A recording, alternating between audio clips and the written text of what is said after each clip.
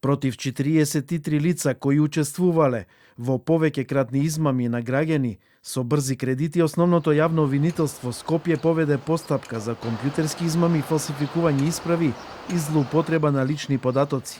За четворица од осомничените, меѓу кои едно службено лице од Фондот за здравствено осигурување, е поведена истрага за кривични дела, фалсификување исправа, злоупотреба на лични податоци, компјутерска измама, додека останатите се опфатени во постапка со поединечни действија на помагање и соизвршителство во секој од случаите поединечно. Во текот на предистражната постапка, обвинителството во координација со МВР, како што стои во соопштението, обезбедило обемен доказен материјал, почнувајќи од јули 2022 година, користејќи различни модалитети на извршување, осомничените со умисла вршеле поврзани действија, а крајната цел им била да прибават за себе имотна корист.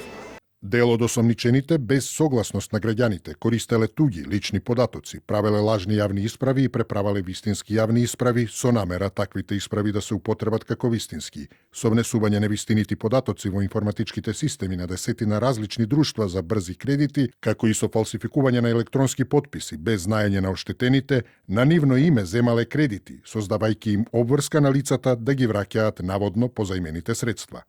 При тоа незаконски биле прибавени 3 милиони денари или околу 50.000 евра. До Основниот кривичен суд Скопје е доставен предлог за определување мерка притвор за тројца од осомничените офатени со наредбата за истрага, додека четвртиот веќе се наоѓа во притвор во постапка за друго кривично дело.